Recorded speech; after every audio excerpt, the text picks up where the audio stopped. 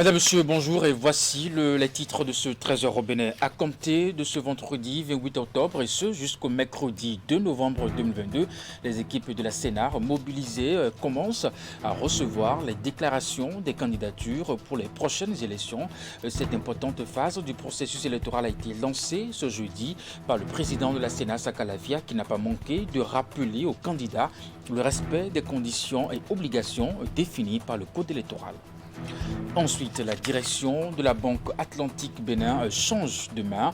Alexis Loueke cède sa place à Ahmed Ndayou après 3 années passées à la tête de cette banque. Un communiqué officiel a annoncé le changement à la tête de la Banque Atlantique, à suivre dans un instant. Et puis enfin, 12 mois déjà, et le conseil rectoral de l'université d'Abomey-Calavi a en charge la gestion de l'institution universitaire. À l'occasion de cette célébration, les activités menées durant cette période sont exposées aux étudiants et enseignants. Et voilà le sommaire de ce 13h au Bénin. À nouveau, bonjour et bienvenue si vous nous rejoignez justement. La Commission électorale nationale autonome ouvre grandement ses portes aux partis politiques dans le cadre des élections législatives du 8 janvier 2023 à compter de ce vendredi 28 octobre et ce jusqu'au mercredi 2 novembre 2022. Les équipes de la Sénat mobilisées commencent à recevoir les déclarations des candidatures pour les prochaines élections. Cette importante phase du processus électoral a été lancée ce jeudi par le président de la Sénat, Saka Lavia, qui n'a pas manqué justement de rappeler aux candidats le respect des conditions et obligations définies par le code électoral. À cet effet, je vous propose de suivre un extrait de sa déclaration au micro de Idrissou Boukari. C'est une étape importante de cette élection des membres de l'Assemblée nationale qui aura lieu le 8 janvier 2023. À la veille de cet événement, je voudrais rappeler à l'attention des partis politiques et des candidats que le code électoral, en ses articles 38 à 43, distingue les pièces à fournir par les partis politiques d'une part et celles à la charge de leurs candidats, titulaires et suppléants d'autre part, pour la constitution de leur dossier. Mesdames et messieurs les responsables et membres des partis politiques, c'est le lieu de rappeler que la Sénat, avec l'appui de ses partenaires techniques et financiers, a rendu disponible une plateforme numérique depuis le mercredi 19 octobre 2022 qui met à la disposition des partis politiques et des candidats une solution numérique.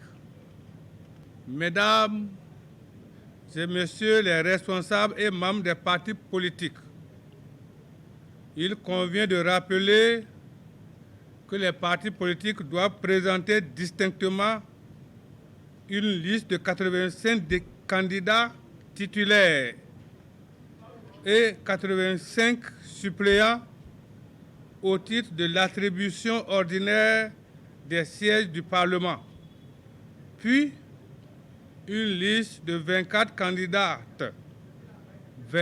candidates titulaires et suppléantes au titre des sièges exclusivement réservés aux femmes, soit un total de 109 candidats titulaires et d'autant de suppléants attendus de chaque parti candidat aux prochaines consultations électorales.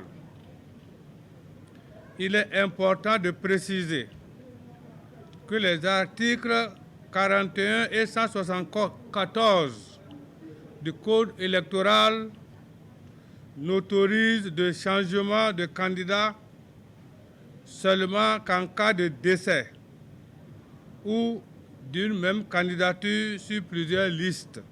Comme vous pouvez le constater, il est attendu des partis politiques et des candidats un travail minutieux et de précision dans le montage de leur dossier de candidature. C'est pourquoi je les exhorte à faire preuve de diligence, de vigilance d'attention et de rigueur dans la constitution des dossiers de candidature. C'est sur ces mots où la Sénat tient ses portes ouvertes pour vous recevoir que je déclare officiellement lancé le processus de réception des déclarations de candidature pour les élections législatives du 8 janvier 2023. Et puis on rappelle que cette phase importante du processus a démarré ce vendredi 28 octobre et va se poursuivre jusqu'au 2 novembre 2022. Il y a quelque temps, justement, le gouvernement béninois a envisagé réformer le système pénitentiaire. Le projet suit son cours et pour apporter la contribution aux projections du gouvernement, le Léger Changement Social Bénin a organisé ce jeudi à son siège dans la commune d'Abomey-Calavi un atelier de réflexion sur la contribution de la société civile. Reportage. La réforme du système pénitentiaire et des conditions de vie des prisonniers au cœur de l'atelier organisé par l'ONG Changement Social Bénin. Organisation de la société civile, acteurs du système judiciaire ont échangé sur ces projections du gouvernement. Cela pour définir ensemble les moyens par lesquels les ONG pourraient apporter leur soutien à ces réformes.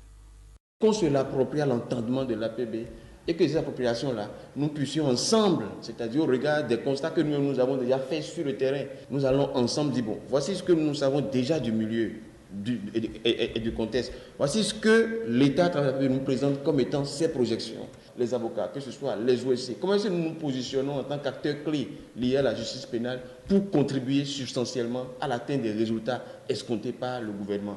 Ce n'est que dans cette ambiance-là que nous pourrions en fait nous faire un suivi dans la durée, à court, à moyen et à long terme. C'est dans cet esprit que le programme de justice pénale, dans le cadre de l'appui de Osiwa, a souhaité que nous ayons en fait cette activité.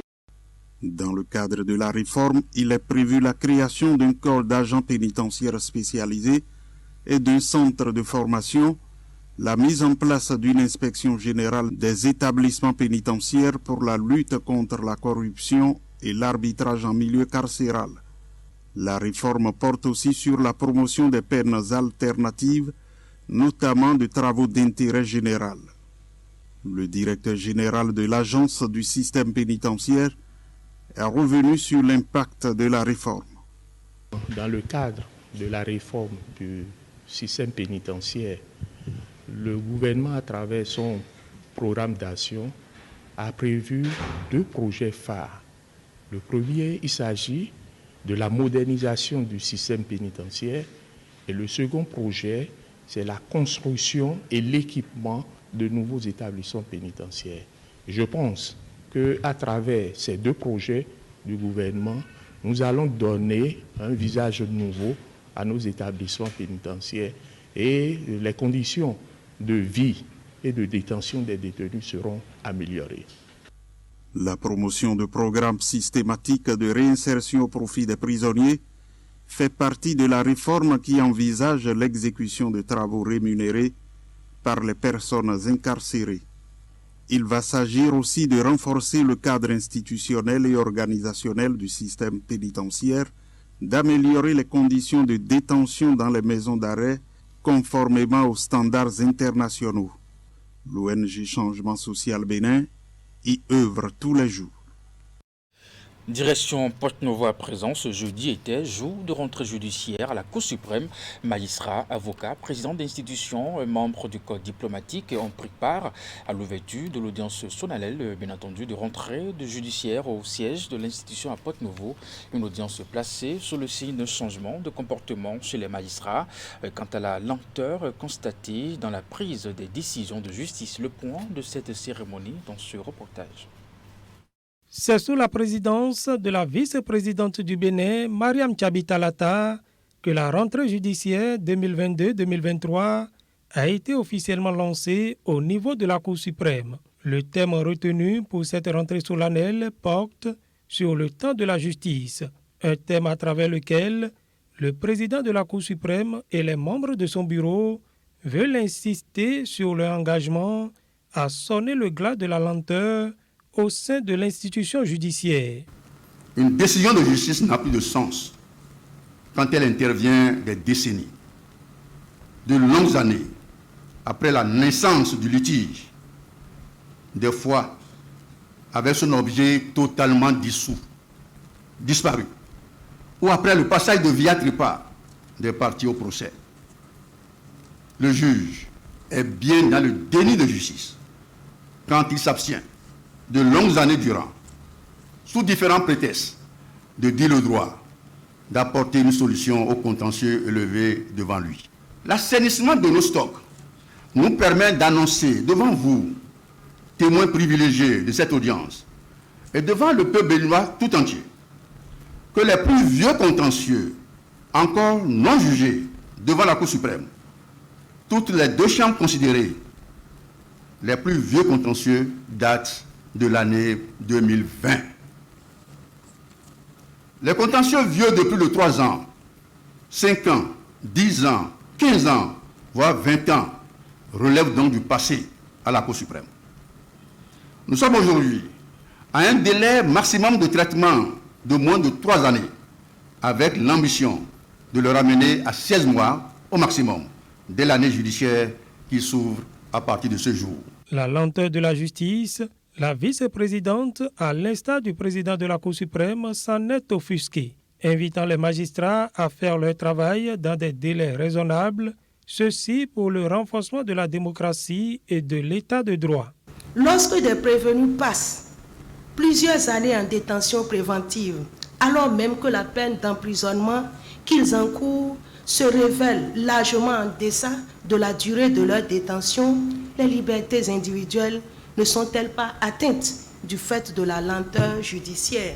En dépit des procédures simplifiées, organisées en leur faveur, compte tenu des exigences de leurs activités, il n'est pas rare d'entendre des opérateurs économiques se plaindre du manque de célérité de la justice dans le traitement de leurs dossiers d'affaires au niveau de nos tribunaux.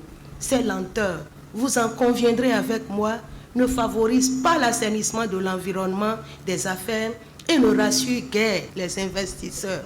Les lenteurs de notre justice posent donc un véritable problème de développement. Une telle justice fragilise le tissu social, le vivre ensemble et compromet le développement économique en annihilant les efforts de développement holistique qu'ensemble nous sommes en train de consentir. L'exhortation est entendue de tous et Mariam Tchabi-Talata espère d'ici là que la lenteur sera rayée des habitudes des magistrats pour le bonheur des justiciables. La commission thématique eau, assainissement et infrastructure de l'Association nationale des communes du Bénin est en session de 2 jours à Cotonou. Les assises qui ont réuni plusieurs compétences de la fêtière des communes du Bénin. Les travaux se déroulent autour des axes stratégiques permettant aux collectivités locales de soutenir le gouvernement en matière d'entretien des grandes structures pour leur pérennité. Le point de la cérémonie d'ouverture dans ce reportage. Après Abomey il y a quelques jours, la commission thématique eau, assainissement et infrastructure de l'Association nationale des communes du Bénin tient à Cotonou sa 2e session au titre de l'année 2022. Les assises de ce jeudi se penchent sur le volet infrastructure à travers l'engagement des collectivités décentralisées à accompagner le gouvernement dans la dynamique en cours depuis 2016 avec la réalisation de grandes infrastructures. S'il est vrai que la raison des collectivités territoriales que nous sommes est de fournir à nos populations un service local de qualité, il est davantage indiscutable que sans des infrastructures bien entretenues et fonctionnelles, aucun service n'est possible. Les infrastructures existantes sur nos territoires constituent un tremplin pour nous d'atteindre notre but ultime qui est de fournir des services publics de base de qualité à nos mandants. Malheureusement, la question de leur entretien est souvent négligée. Lorsque les citoyens se tournent vers les populations, les pouvoirs publics pour obtenir des infrastructures, des services et des protections fiables, leur premier point de contact est l'administration du village, de l'arrondissement, de la commune que nous représentons. Accompagner les collectivités territoriales pour une meilleure gestion des infrastructures est donc une nécessité et un gage de durabilité des investissements consentis. La gestion des infrastructures par les collectivités locales à l'heure des réformes, c'est le thème de cette deuxième session. Une thématique qui fera objet de réflexion durant les travaux avec des objectifs bien précis. De façon spécifique, il s'agira pour nous au cours des 2 jours que nous passerons ici de faire le point de nos connaissances et de nos pratiques en matière de gestion des infrastructures et d'amorcer le renforcement de nos capacités sur l'élaboration du plan stratégique de gestion d'actifs infrastructurels au niveau local. Je suis convaincu que ces objectifs seront efficacement atteints au regard des différentes compétences et profils présents. Les travaux ouverts ce jeudi 27 octobre 2022 par le maire de Pereret, président de la commission thématique eau, assainissement et infrastructure de l'Association nationale des communes du Bénin, prennent fin ce vendredi. Je vous l'annonçais en titre justement, la direction de Banque Atlantique Bénin change de main. Alexis Loueke cède sa place à Ahmed Ndayou après 3 années passées à la tête de cette banque. Un communiqué officiel a annoncé le changement à la tête de cette banque. Teddy Goudalo pour les précisions. Banque Atlantique, filiale du groupe BCP au Maroc, a annoncé le 21 octobre 2022 la prise de fonction de Ahmed Ndao en tant que nouveau directeur général. Il succède ainsi à Alexis Loueke qui fait valoir ses droits à la retraite après plusieurs années au service de la banque. Cette annonce a été faite lors d'une cérémonie officielle organisée à Cotonou en présence de son Excellence Rachid Rghibi, ambassadeur extraordinaire et plénipotentiaire du Royaume du Maroc au Bénin, et Habib Koné, directeur général d'ABI, accompagné d'autres représentants des autorités politiques et de tutelle, ainsi que plusieurs administrateurs de la banque. Directeur des engagements à la holding du groupe Atlantic Business International depuis 2017, Ahmed Ndao y a construit une solide carrière. Fort de son expertise et sa solide expérience régionale de plus de 20 ans dans l'exploitation, le management et la gestion du risque de crédit, Ahmed Ndao a occupé différents postes de responsabilité, dont ceux de directeur des risques à Banque Atlantique Mali et à Banque Atlantique Burkina Faso, directeur général de Banque Atlantique Guinée-Bissau et directeur général adjoint de Banque Atlantique Mali. Ahmed Ndao est titulaire d'un Advanced Management Programme de l'IESE Business School de Barcelone, d'un certificat de management des organisations de Stanford University, d'un diplôme d'études supérieures de l'Institut technique de banque et d'une maîtrise en sciences de gestion des entreprises. À l'occasion de cette nomination, Habib Koné a tenu à féliciter Ahmed Ndao pour son engagement et sa volonté à porter les ambitions du groupe et à poursuivre le déploiement de sa stratégie au Bénin. Il a également exprimé les chaleureux remerciements du groupe au précédent directeur général Alexis Loueke pour son leadership exemplaire, ses compétences managériales et le travail remarquable réalisé à la tête de Banque Atlantique. En vue de donner un cachet spécial à l'édition 2022 du mois du consommation local dans la région économique de Nati Tengou, la CCIB et la mairie de Toukontounan ont organisé la semaine des PME et PMI de Toukontounan du 26 au 31 octobre 2022. L'objectif de cette initiative est de valoriser les produits locaux. La cérémonie de lancement de la dite semaine a eu lieu ce mercredi dans la salle de réunion de la mairie de Toukontounan. Les images.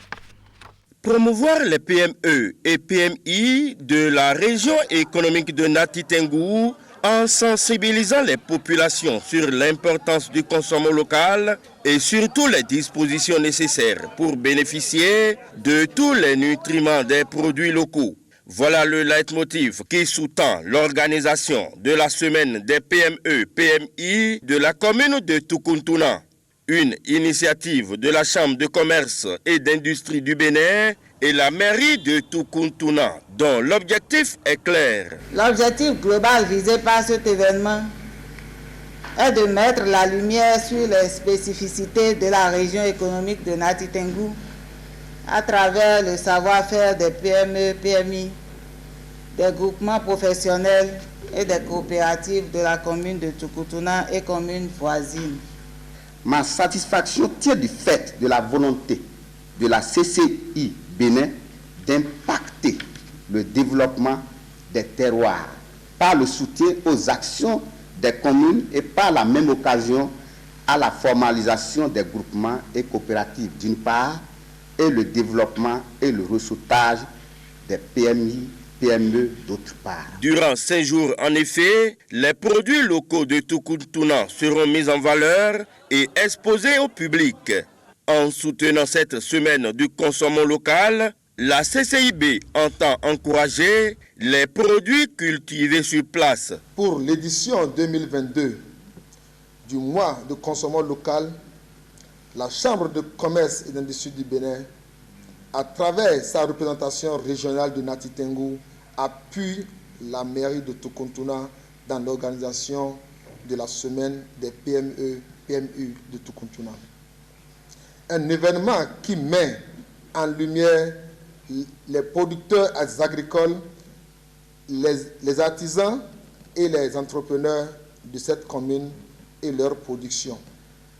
Et je voudrais donc, au nom de l'institution consulaire, féliciter et encourager l'administration communale pour cette initiative, une première dans la commune de Tukuntuna. Quant à vous, les forains ici présents, il me paraît indispensable de rappeler à votre attention que la mairie accompagnera toujours le développement de vos activités et donc la création de richesses pour l'épanouissement et la prospérité de tous dans la commune. Images à l'appui, des communications ont été données pour vanter les produits locaux. Après cette phase protocolaire, l'assistance a fait une visite des stands et comme c'est le consommation local, différents mets locaux ont été dégustés. Et puis nous rendons-nous à présent à l'université d'Abomey-Calavi. Le recteur Félicien Avlessi a accueilli une délégation du médiateur de la République.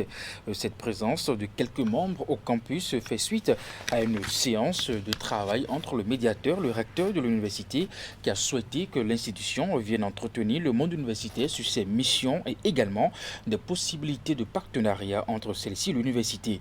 La séance d'échange a eu lieu à l'amphi Idriss Déby Itno. Le rôle du médiateur de la République.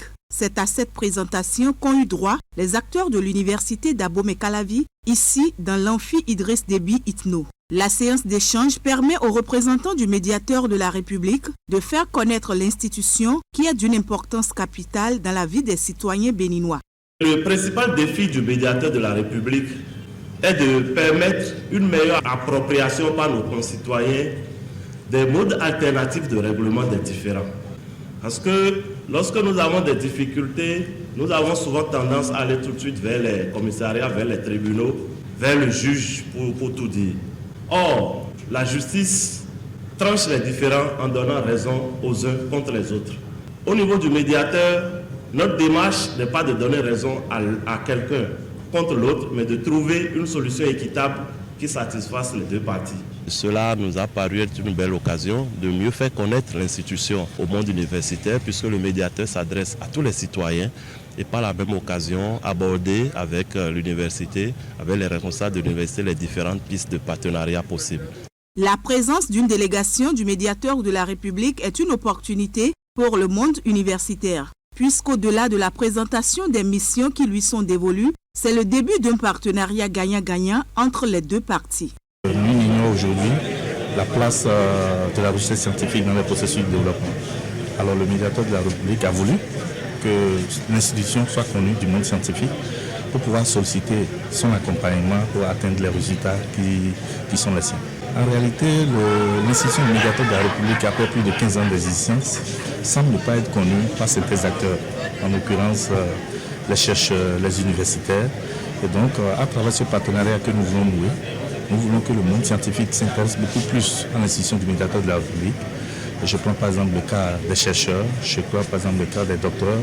Il faut que les recherches, les travaux scientifiques puissent porter désormais sur l'institution médiateur de la République et qu'ensemble on essaie de voir quel est le partenariat qu'il faut mettre en place pour que l'institution soit connue et que la population puisse beaucoup plus s'intéresser au médiateur de la République.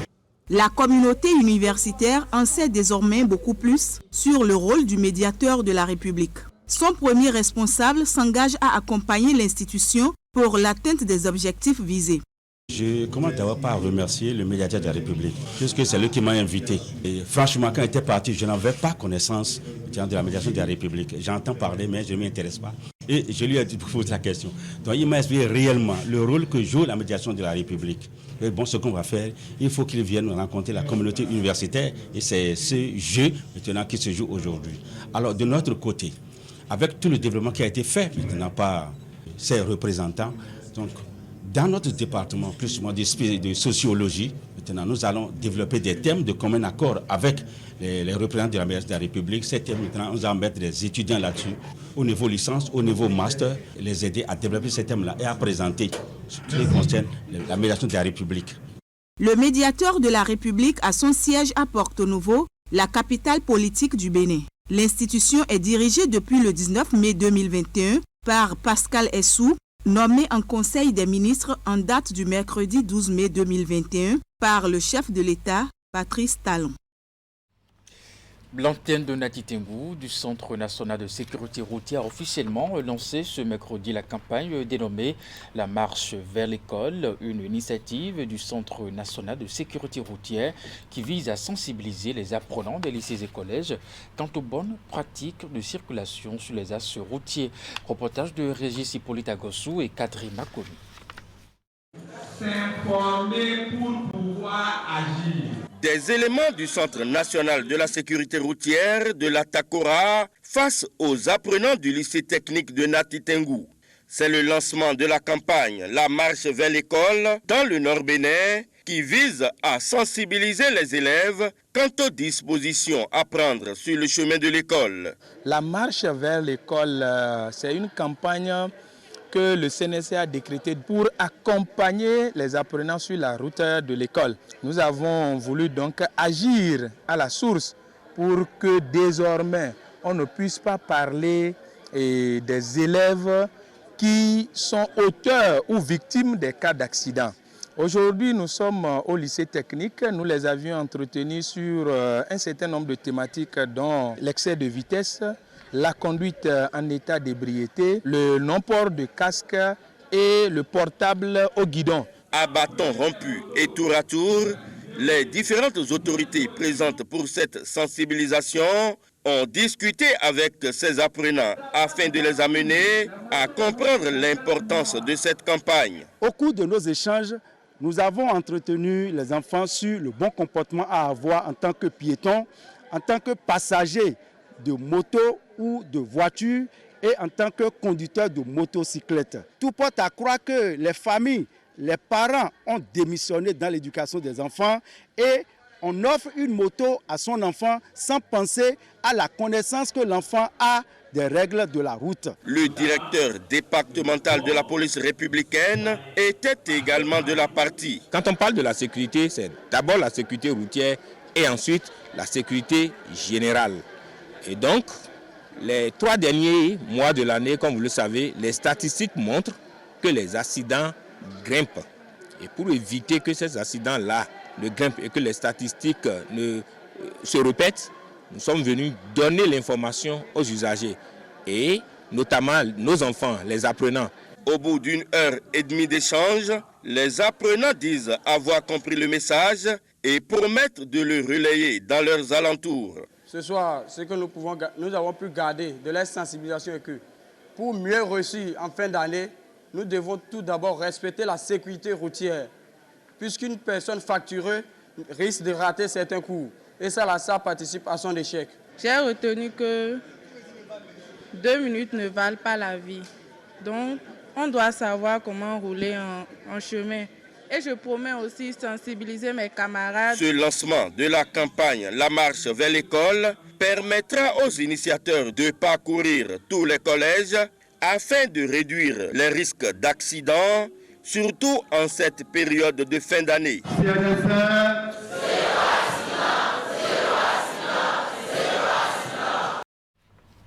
12 mois déjà, et le conseil rectoral de l'université d'Abomey-Calavi a en charge la gestion de l'institution universitaire.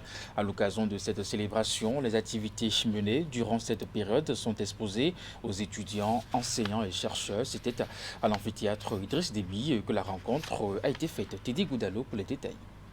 À l'université d'Abomey-Calavi, l'équipe rectorale célèbre déjà une année de gestion, ce qui justifie cette mobilisation de toute la communauté universitaire qui s'imprègne des activités menées en 365 jours. L'équipe rectorale estime que cette cérémonie est pour elle la voie royale de se mettre à votre écoute pour recueillir vos observations et les prendre en compte dans la mesure des marges que lui laissent les exigences de la gestion axée sur les résultats. L'équipe rectorale reste bien consciente que s'il y a des acquis, ceux-ci ne sont pas les fruits exclusifs de ces seuls efforts, mais le résultat des contributions diverses d'acteurs, tant internes qu'externes, à l'institution. Au nombre des actions mises en œuvre, on note entre autres l'amélioration de la gestion humaine, matérielle et financière, la facilitation du processus d'inscription, la valorisation des résultats de recherche et une visibilité de l'université d'Abomey-Calavi sur le plan national, régional et international. Pour ce qui est de l'amélioration du cadre de vie et de la sécurité, nous avons opéré à une amélioration de la qualité des aliments et de l'hygiène corporelle des acteurs de vente d'aliments. Il leur est exigé aujourd'hui le port de blouse et de coiffe de couleur bleu clair pour l'exercice d'activités de restauration.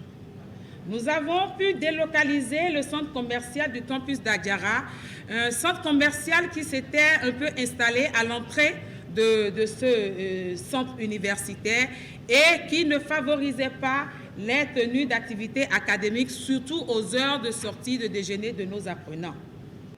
Il s'agit d'une nouvelle équipe mise en place par un nouveau processus qui fait sa première expérience. Le conseil d'administration de l'UAC a pris bonne note des acquis. Il félicite l'équipe pour les efforts réalisés et l'exhorte à mieux faire car bien de choses restent à faire pour combler les attentes au plan de la gouvernance et de son pilotage, au plan académique, au plan de la recherche et de l'innovation technologique, au plan de la coopération universitaire. Une satisfaction donc pour le conseil d'administration qui exhorte l'équipe rectorale à mieux impacter la communauté universitaire. Au cours de cette rencontre de reddition de comptes, l'assistance a eu droit à la parole pour exprimer son point de vue sur ce résultat à mi-parcours et a fait des suggestions. Dans son plan d'affaires pour la gestion du parc national de la Pendjari, African Park, bien entendu, a prévu un plan d'appui au développement communautaire en faveur des populations riveraines du parc. Ce plan contient un volet éducatif. Pour la concrétisation de ce volet, African Park ne cesse d'accompagner les écoles situées dans la zone périphérique de cette aire protégée, cette ONG dont l'expertise n'est plus à démontrer dans le domaine de la protection et de la conservation des aires protégées a à cet effet procédé à la remise de matériel didactique et de fournitures scolaires aux écoliers et enseignants de 6 écoles des communes de Kérouf et de Koundi. Reportage.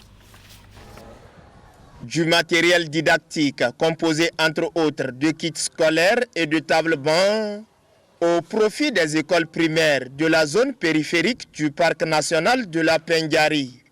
Une œuvre sociale de African Parks pour doter les apprenants et enseignants des écoles bénéficiaires de moyens nécessaires pour une éducation inclusive et de qualité. À travers ce geste qui nous réunit ce matin, APN s'est donné pour une mission d'appuyer et d'améliorer le système éducatif autour du parc. C'est la raison pour laquelle quand les écoles riveraines ont formulé leurs demandes auprès de APN pour l'accompagner et améliorer les conditions d'éducation de nos enfants, APN n'a pas hésité en fonction des ressources disponibles pour faire ce geste. Cette action de African Parks qui vient en appui au système éducatif des localités riveraines du parc Pendjari va directement impacter les écoles de Kabanguru, Firou, Djoleni et Gori dans la commune de Kérou et celle de Seri et Orufina dans Kouandé. Cet appui matériel qui est apporté ce matin va améliorer les conditions de travail de nos braves enseignants parce que ce n'est pas facile l'éducation. À travers ce geste de solidarité, African Parks entend ainsi soutenir les parents d'élèves qui autrefois menaient des activités au sein du parc Pendjari, mais aujourd'hui reconvertis dans des activités génératrices de revenus dans la prise en charge de leurs enfants. Et c'est à juste titre que les bénéficiaires ne cachent pas leur gratitude aux donateurs. Grande a été notre satisfaction de voir aujourd'hui ce joyau devant nous. Donc cela prouve combien de fois African Park National est une institution organisée et qui se respecte. La gestion participative et inclusive de la biosphère de la Pendjari, une préoccupation majeure des responsables de la direction de African Parks qui ont sensibilisé les communautés riveraines à jouer leur partition pour la conservation de ce patrimoine national. Tous nous savons que c'est très important de conserver le parc, non seulement pour nous-mêmes, mais aussi pour les générations futures. Puisque nous avons déjà compris cela, nous devrions alors que chacun joue sa partition. Nous, on va vous accompagner chaque fois qu'on va le pouvoir. Je voudrais nous exhorter à considérer le parc national de la Pendjari comme un trésor que nous devons préserver à tout prix. Outre ces kits scolaires et tables-bancs, African Parks a également offert des arrosoirs pour le jardin de case. Et puis pour finir à présent, allons dans le département du Mono pour parler d'une innovation qui vaut un clin d'œil, des mets traditionnellement connus dans la région et qui sont en disparition et qui fait de la modernisation sont en train d'être restaurés pour être valorisés. L'initiative est de la direction départementale de la culture, du tourisme et des arts du Mono Koufo et ceci a pris la forme d'un salon départemental organisé du 20 au 23 octobre dernier à Grand-Poupou. Retour sur les temps forts de l'événement avec Narcisse Alossé, Florent Dou. Sur cette place qui accueille chaque année les festivités de la fête de Novitja, se dressent des stands dont les tenanciers proposent à tout visiteur des produits peu communs. Il s'agit des mets traditionnellement identitaires au département du Mono, mais qui sont en disparition de nos jours. La direction départementale Mono Koufo de la culture, du tourisme et des arts a décidé de les restaurer pour les valoriser dans un élan de promotion de la destination Bénin. Vous savez, la destination Bénin, ce n'est pas que les sites touristiques et culturels, c'est également nos assiettes, c'est également nos mets. Alors, le département du Mono regorge d'une potentialité énorme des mets identitaires. Alors, ces mets, nous devons les sauvegarder, nous devons les valoriser. Et pour le faire, une plateforme d'une rare élégance.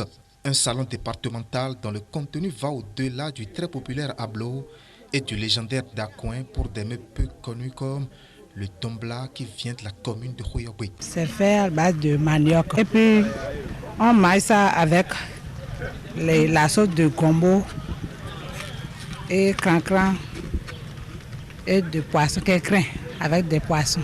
À côté, la sauce légumes faite avec les feuilles de manioc, inventée à Tiémé, le tchaba venu de Commun, le ganivet de l'Okosa, des beignets faits à base de plusieurs cultures de la région et bien d'autres combinaisons culinaires propres au Mono.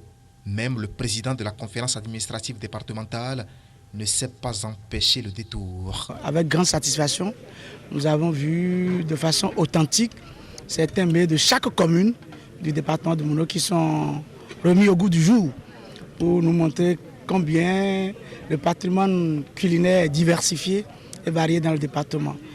Donc moi-même j'ai pu découvrir de nouveaux mets que je n'ai jamais connus, de haut de ma petite expérience de vie. Et donc je crois que des initiatives comme ça sont à saluer.